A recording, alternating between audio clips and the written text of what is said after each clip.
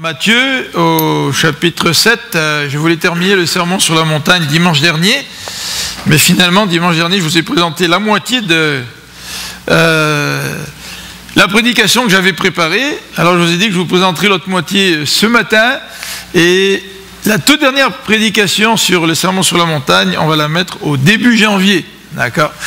Et la toute dernière prédication sur le sermon sur la montagne va traiter de la maison bâtie sur le sable et la maison qui est bâtie sur le roc. Alors c'est ça que je voulais faire aujourd'hui, mais comme je n'ai pas pu terminer dimanche dernier, je vais donc terminer ce que j'ai commencé dimanche dernier. Et pour ce faire, je voudrais donc faire un petit retour très très rapide, un résumé sur ce que nous avons présenté dimanche dernier. Mais auparavant, j'aimerais lire dans Matthieu chapitre 7, verset 21.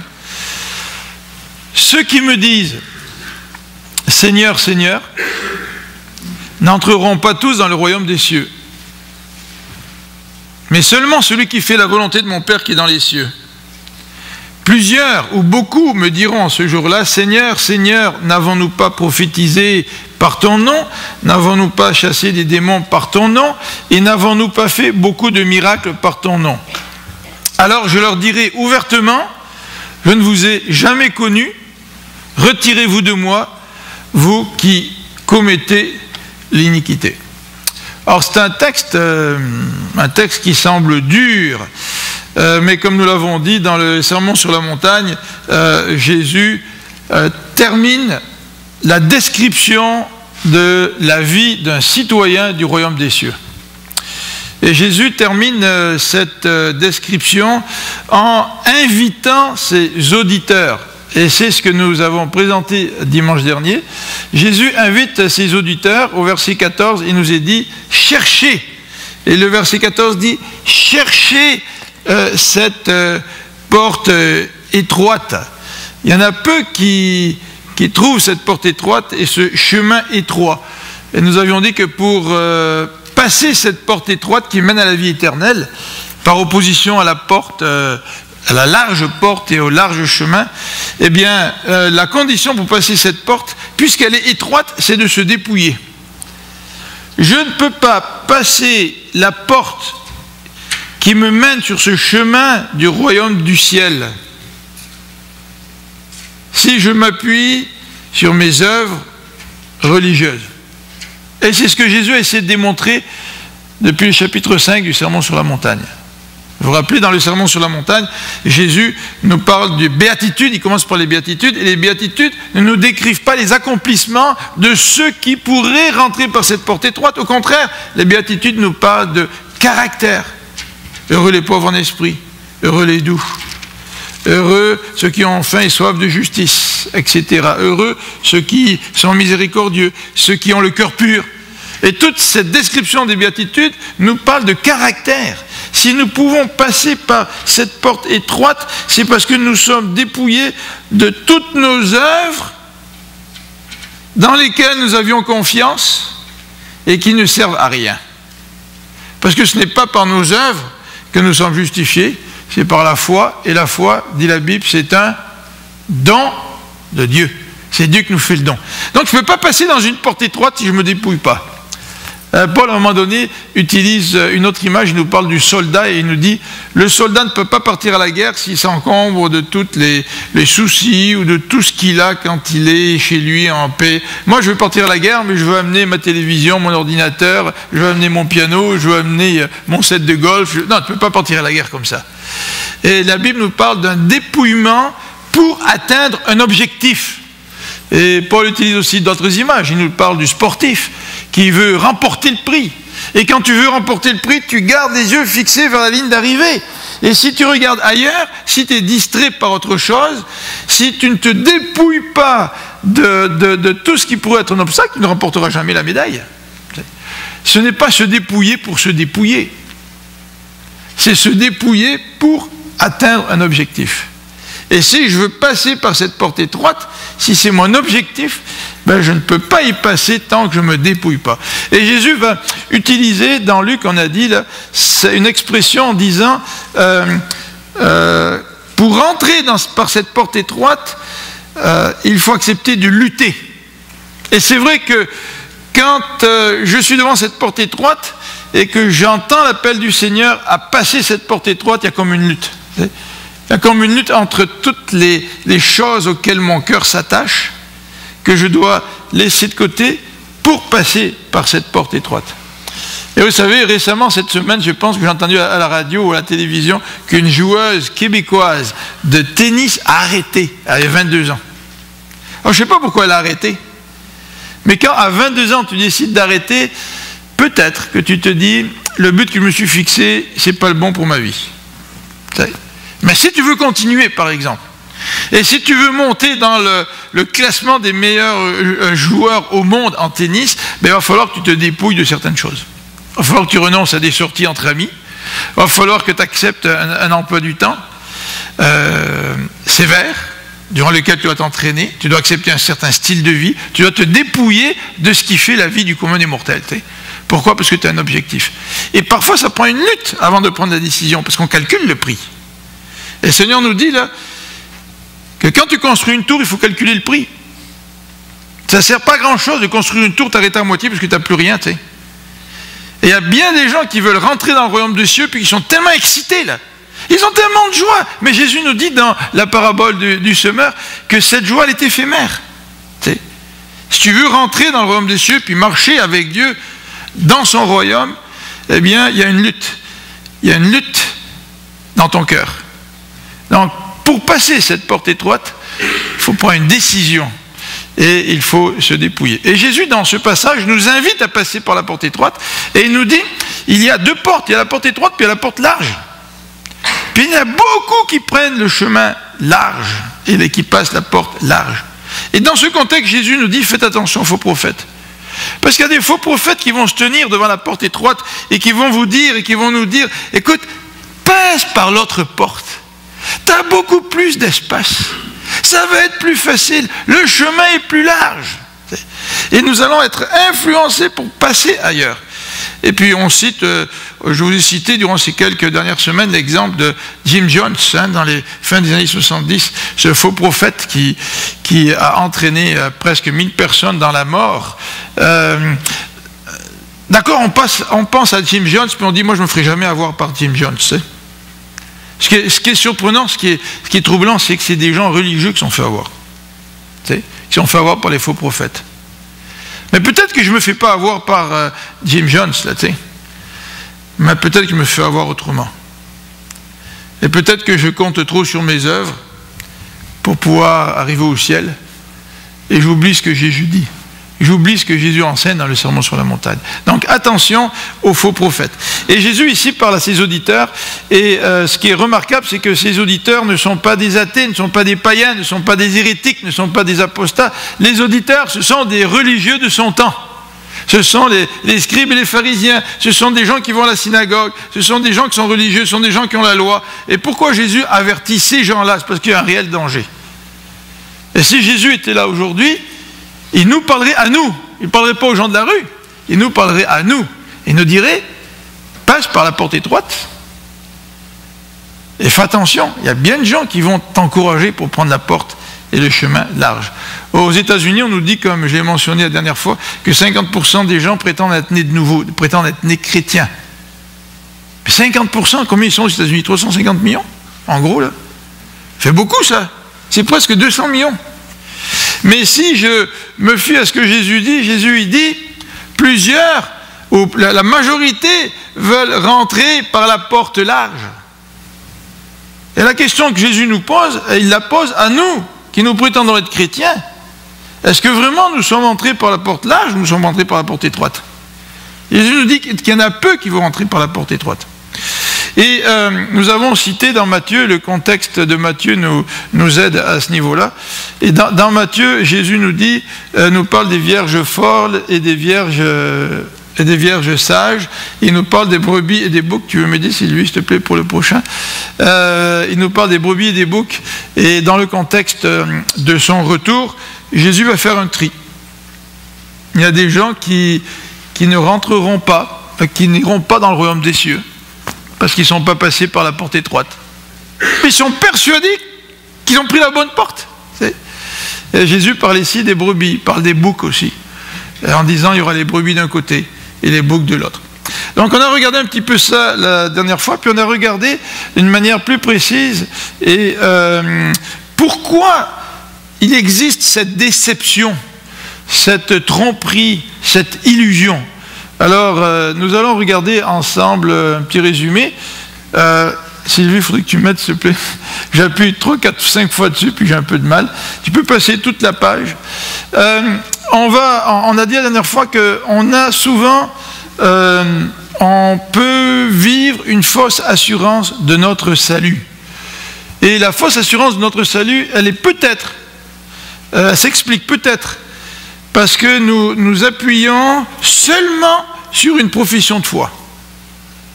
En disant, il suffit de dire je crois en Jésus, ou il suffit de faire une prière, Seigneur pardonne mes péchés, ou il suffit d'avancer dans une réunion, ou il suffit de poser un rite. Et quand on pose le rite, on se croit chrétien. Et peut-être aussi qu'on se dit, moi j'ai été élevé dans les contextes religieux, puis la Bible me dit de ne pas douter de mon salut. Donc je ne vais pas douter de mon salut. Si je doute de mon salut, c'est de douter de Dieu.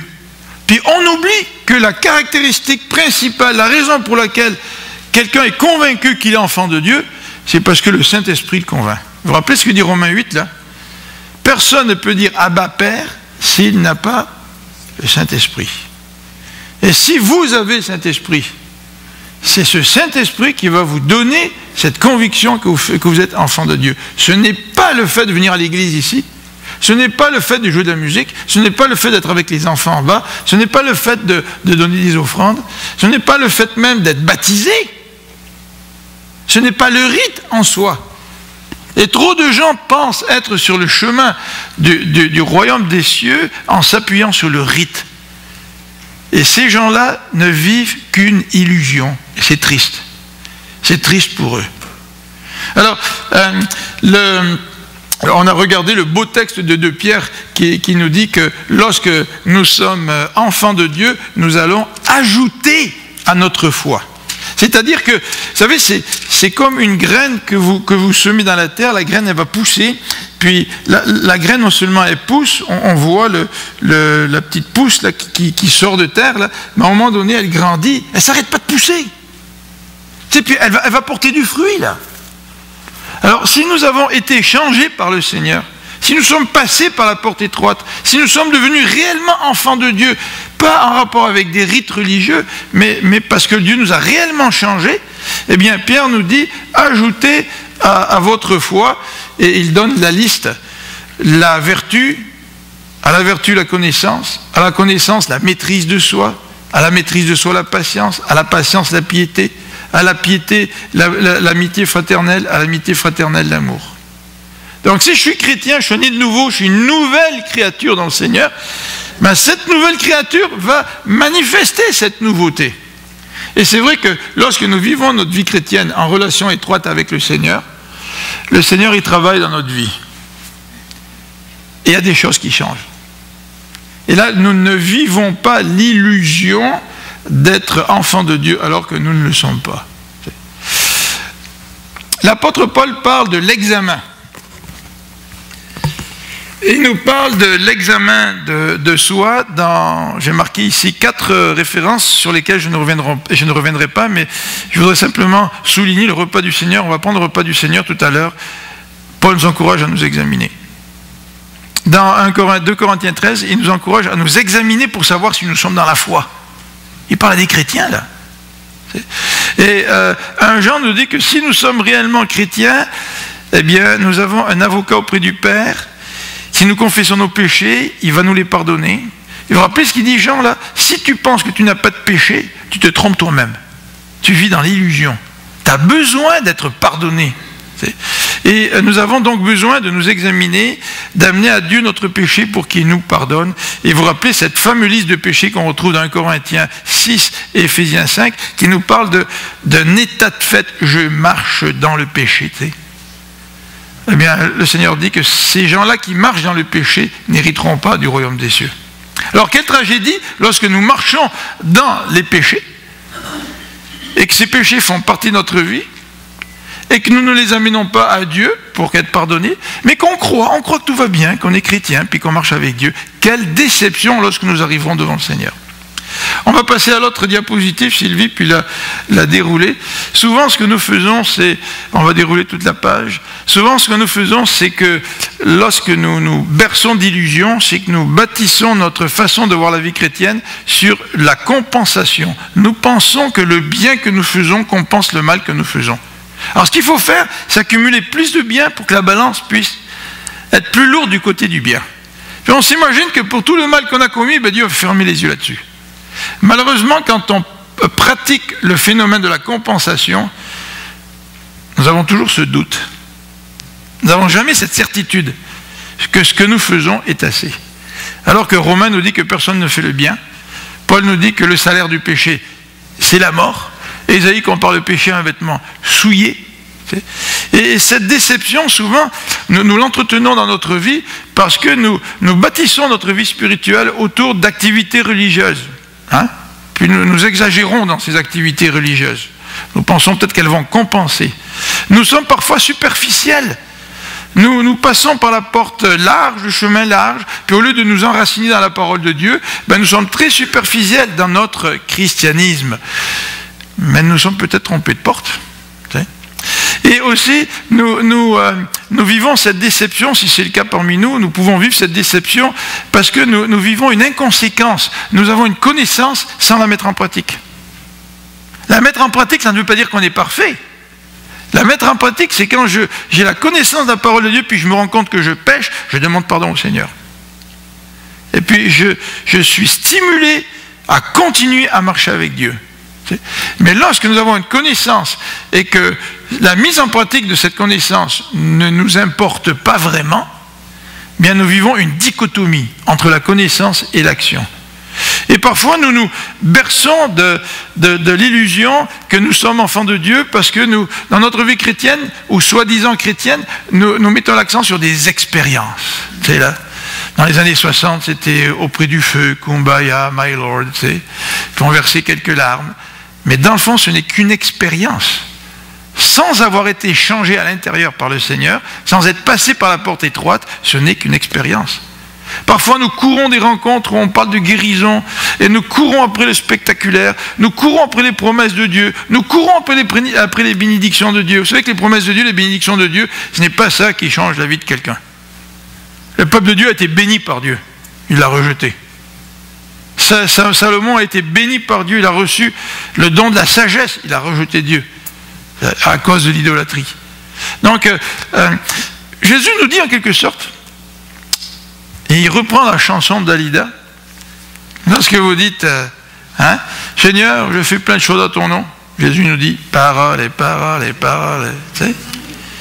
Et il nous dit dans ce passage, plusieurs me diront, n'avons-nous pas prophétisé en ton nom? Parole. N'avons-nous pas chassé les démons? Parole. N'avons-nous pas fait beaucoup de prodiges en ton nom? Parole, dit Jésus. Je ne vous ai jamais connu. Avons-nous cette assurance-là que nous sommes des enfants de Dieu? Est-ce que nous avons le Saint-Esprit en nous parce que nous avons été changés? Ce Saint-Esprit qui nous assure que nous lui appartenons. Alors on va regarder, faire le survol de ce qui suit, et je vais demander encore à Sylvie de m'aider, de mettre les 4 premiers, merci. J'aimerais faire quelques petites remarques sur ces paroles vides. Au verset 22, il nous est dit, donc que ces gens-là appellent Jésus Seigneur, Seigneur. Ça c'est une marque de respect. Puis ça nous surprend. Ça nous surprend parce que ces gens, non seulement sont très respectueux envers le Seigneur, mais ils ont soi-disant agi ou posé des gestes au nom du Seigneur. Mais comment ça se fait que le Seigneur leur dit « Je ne vous ai pas connu » ? Voilà, moi je suis mêlé, mélangé. Comment est-ce que je peux discerner tout ça ? Se pourrait-il qu'il y ait des gens qui ont une apparence de citoyens des cieux, mais qui, dans le fond, ne vivent pas la réalité du sermon sur la montagne. Et dans le fond, lorsque Jésus va apparaître, l'expression qu'on a dans le verset, c'est « en ce jour », vous savez, ce jour où le Seigneur va revenir, ce jour du jugement. Et Jésus va leur dire « je ne vous connais pas ». Vous Vous vous rappelez, dimanche dernier, je vous ai dit, cité quelqu'un qui a dit, moi quand je serai au ciel, je serai surpris. Je vais être surpris pour 3 raisons. D'abord, je vais voir au ciel des gens que je ne pensais pas que ces gens-là, que je ne pensais pas rencontrer au ciel. Vous savez, souvent, là, quand on a un esprit un peu trop, un esprit de jugement, là, on pense que lui n'est pas sauvé, lui, il est sauvé, tu sais. Puis on va arriver au ciel, on va se dire, tiens, là, je suis surpris, tu sais. Peut-être on s'est surpris parce qu'au ciel, il y a des gens qui vont briller par leur absence. Et on va être surpris aussi, disait cet homme-là, lui, il va être surpris quand il va arriver au ciel parce qu'il va être surpris d'y être lui-même. Parce que si je suis au ciel, en présence de Dieu, dans la famille de Dieu, c'est pas à cause de moi. C'est à cause de la grâce de Dieu. Et lorsque je vais arriver devant le trône du jugement de Dieu, puis Dieu dit qu'il va juger tous les hommes, hein, les chrétiens et les non-chrétiens. Les chrétiens, il va les juger, mais pas pour les condamner, mais il va les juger pareil. Puis quand Dieu va juger ma vie, va juger mes œuvres, je vais me dire, Seigneur, c'est incroyable, comment ça se fait que je suis ici? Je suis ici par la grâce de Dieu. Et ces paroles vides, là, si on continue ces quelques remarques, au temps du retour du Seigneur, le Seigneur nous dit qu'il y en a beaucoup qui vont dire, Seigneur, Seigneur, nous avons fait ceci et cela en ton nom. Et le Seigneur va leur dire, je ne vous connais pas. Alors comment ça se fait ça? Tu veux passer les autres, s'il te plaît? Comment ça se fait? Eh bien, il nous faut regarder cet élément de la confession de foi. Parce que ces gens-là, ils confessent le Seigneur. Ils disent Seigneur, Seigneur. Ils agissent même en son nom. Bien, John Stott a fait cette remarque que cette confession de foi, elle est polie. Il utilise la bonne expression envers le Seigneur pour s'adresser à Dieu ou à Jésus. Elle est orthodoxe, tu sais. Elle est même fervente. Elle est même publique. Ces gens-là, ils ont posé des actions publiques, ils ont fait des actes publics. Et cette confession de foi, elle est nécessaire pour l'enfant de Dieu. Si on regarde dans Romains au chapitre 10, l'apôtre Paul nous rappelle que cette confession de foi est nécessaire. Lisons au chapitre 10, versets 9 et 10. Paul nous dit ceci, « Si tu confesses de ta bouche le Seigneur Jésus et si tu crois dans ton cœur, tu seras sauvé. » Donc la confession de foi est importante. Mais c'est difficile pour nous de discerner une confession de foi qui vient d'un cœur sincère, d'un cœur qui a la foi. C'est si tu crois dans ton cœur. Facile de faire des confessions de foi. Facile de faire venir des gens, les faire avancer devant. On n'a qu'à jouer tel que je suis sans rien à moi. Et puis quand on arrive à la dernière strophe, si ça ne marche pas, on va reprendre du début. Puis on va demander à Mike de faire en solo la guitare qui va nous émouvoir. Là, et puis on va faire avancer les gens. Tu sais. Bon, je plaisante un peu. Mais vous savez qu'on peut faire des professions de foi des gens. Mais la seule profession de foi ne suffit pas pour devenir enfant de Dieu si cette profession de foi ne vient pas d'un cœur qui est rempli de foi envers Dieu.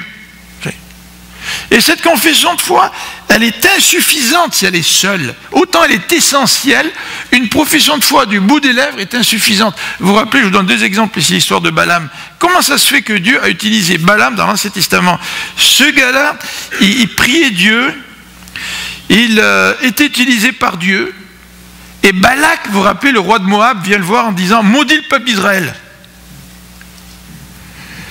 Et Balaam dit « Non, je ne peux pas, Dieu ne veut pas le maudire, c'est son peuple ». Mais Balak a dit, moi je connais Balaam, il aime bien l'argent, tu sais. Il est arrivé avec de l'or. Écoute Balaam, je veux que tu maudisses le peuple d'Israël. Balaam dit, écoute, je vais consulter Dieu encore une fois, tu sais, peut-être que j'ai mal compris, ou peut-être que Dieu a changé d'idée, tu sais. Mais il savait très bien ce que Dieu pensait. C'était un gars qui consultait l'Éternel, Balaam. Et Balaam est allé jusqu'au bout dans sa tentation, là, jusqu'au sommet de la montagne avec le roi de Moab à côté et le peuple d'Israël dans la plaine. Et puis là, il n'a pas pu maudire le peuple d'Israël, même si Balak avait donné de l'or et de l'or et de l'or. Et de sa bouche est sortie la bénédiction. Mais c'est un gars qui faisait des compromis. Mais pourtant, c'est un gars qui était un prophète. Comment ça se fait? Comment ça se fait que Dieu utilise des gens qui ne sont pas fidèles réellement à lui. Et l'Ancien Testament et le Nouveau Testament nous parlent de la fin en disant « Considérez la fin de Balaam ». Balaam a été maudit par Dieu. Et vous avez l'exemple de Saül qui a rejeté Dieu, mais qui à un moment donné s'est mis à prophétiser. Vous pouvez lire ça dans 1 Samuel 10. Mais comment ça se fait, Seigneur? C'est troublant. Quelqu'un qui t'a rejeté, quelqu'un qui n'est pas fidèle, puis qui se met à prophétiser. Comment ça se fait, Seigneur, comment est-ce que je peux discerner là? Il y en a qui disent Seigneur, Seigneur, ils font des miracles à ton nom, ils chassent les démons, ils font des prodiges, et puis toi tu leur dis je ne vous connais pas. Il y a là une illusion, une déception à laquelle il nous faut faire attention. Et Jésus veut nous avertir à la fin du sermon sur la montagne. Faites attention. Il y a deux portes, la porte étroite et la porte large. Fais attention de ne pas prendre la porte large en croyant que tu as pris la bonne porte. Et en cela, Jésus veut nous avertir en disant, il y a des faux prophètes. Il y a des gens qui vont vous encourager à rentrer dans la vie chrétienne, qui vont vous décrire la vie chrétienne d'une façon tellement facile, tellement agréable. Puis toi, tu crois passer par la bonne porte. Méfie-toi des faux prophètes. Méfie-toi de ceux qui disent « Seigneur, Seigneur ». Le dernier élément que je voudrais vous présenter sur ces paroles vides, ce sont les œuvres de ces gens. Les œuvres de ces gens sont très impressionnantes. Elles sont vraiment impressionnantes. Et si je me fie à ces œuvres-là seulement, je peux me tromper. Et si je me fie à ces hommes ou ces femmes-là, je peux me tromper. Et moi-même, si je pose ou je fais des œuvres en citant le nom du Seigneur, je le fais au nom du Seigneur, je peux moi-même me tromper. Au lieu d'être fidèle à Dieu, au lieu de connaître le Seigneur, lui va me dire, je ne te connais pas. Alors pourquoi ces œuvres, pourquoi cette situation-là? Pourquoi Dieu permet que des gens puissent accomplir ces œuvres-là, mais dans le fond, il leur dira, je ne te connais pas. Bien, regardez dans Jean 11 au verset 51, ce que le texte nous dit. Jean 11, verset 51.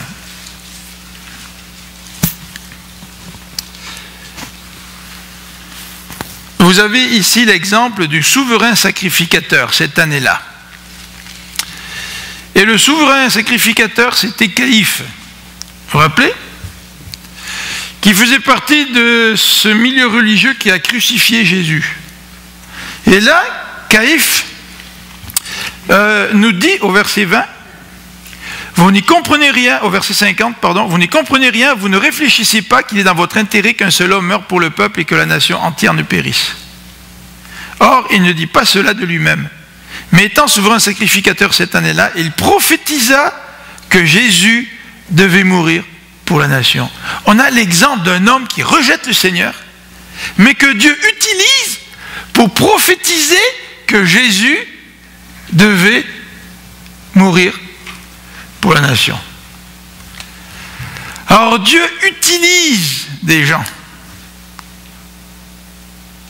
Dieu utilise des gens qui prétendent parler au nom de Dieu, qui prétendent guérir au nom de Dieu, qui prétendent chasser des démons au nom de Dieu, qui font de grandes choses au nom de Dieu, mais ce ne sont que des œuvres fausses, car ces gens-là ne connaissent pas véritablement le Seigneur. Et c'est ce qui entretient cette illusion. Je vous ai donné d'autres exemples ici au point numéro 3, dans Matthieu 24. Dans Matthieu 24, au verset 24, Jésus nous dit « Il s'élèvera de faux Christ et de faux prophètes. Ils feront de grands prodiges et des miracles, au point de séduire, s'il était possible, même les élus. Voici, je vous l'ai annoncé d'avance, dit Jésus. » Alors, je ne vais pas commenter tous les autres passages qui nous parlent de ces faux prophètes, mais je voudrais passer à l'autre page, s'il te plaît, et indiquer au verset 21 une condition. Regardez le verset 21 du chapitre 7, au verset 21. Ceux qui me disent « Seigneur, Seigneur », même si ça a l'air respectueux, n'entreront pas tous dans le royaume des cieux, mais seulement celui qui fait la volonté de mon Père qui est dans les cieux. La condition, c'est que ma profession de foi, lorsque je regarde à Dieu puis que je dis Seigneur, Seigneur, cette condition qui doit suivre la profession de foi, c'est de faire la volonté de Dieu. Et quand j'ai été changé dans ma vie, quand je suis passé par la porte étroite, lorsque je me suis converti à Dieu, lorsque Dieu a changé ma vie, il m'a donné une nouvelle vie, c'est cette nouvelle vie en moi qui me permet de faire et d'apprendre à faire la volonté de Dieu. Et ça ne suffit pas de rester de l'autre côté de la porte là, en disant Seigneur, Seigneur.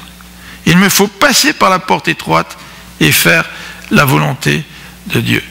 Accomplir la volonté de Dieu, c'est ce qui se marie avec la confession de foi et qui me donne l'assurance que je suis un enfant de Dieu. Vous vous rappelez ce que dit Jésus? Ma nourriture, c'est de faire la volonté de Dieu.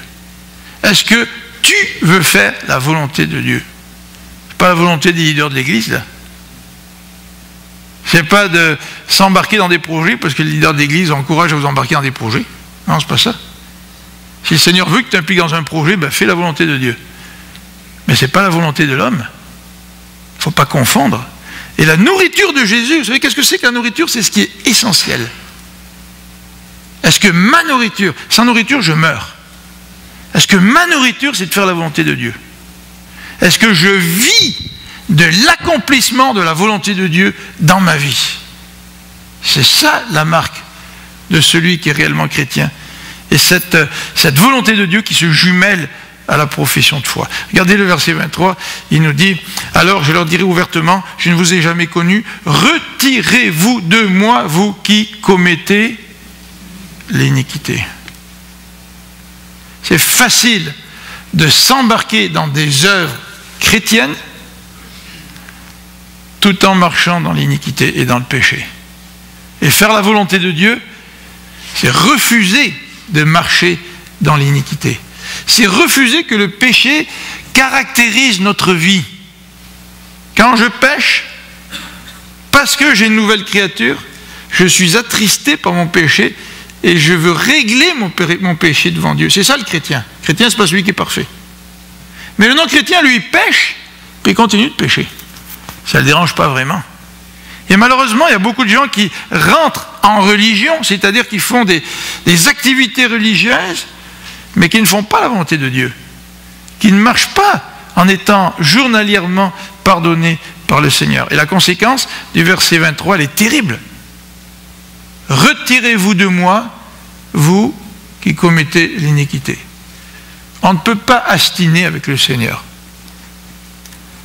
Vous savez, vous ne pouvez pas faire comme un vendeur de balayeuses là, qui rentre chez vous puis qui veut vous convaincre d'acheter une balayeuse. Puis qui dit, écoute, ma balayeuse, je vais faire un test avec toi. Vous savez, ils veulent vous convaincre. Puis ils veulent avoir accès à votre chambre pour aller balayer le matelas de votre lit, pour que vous voyez toutes les petites affaires microscopiques qui sont dans votre lit, puis là vous êtes tellement effrayé que vous achetez la balayeuse. Tu sais. Mais même notre force de persuasion ne suffira pas pour que le Seigneur nous accepte. Seigneur, Seigneur, j'ai chassé des démons en ton nom. Seigneur, Seigneur, j'ai accompli tel et tel ministère pour toi, Seigneur. Seigneur, j'ai fait beaucoup de miracles. Seigneur, j'ai chassé des démons. Seigneur va nous dire, arrête ton argumentation. Moi, je ne te connais pas. Prions ensemble.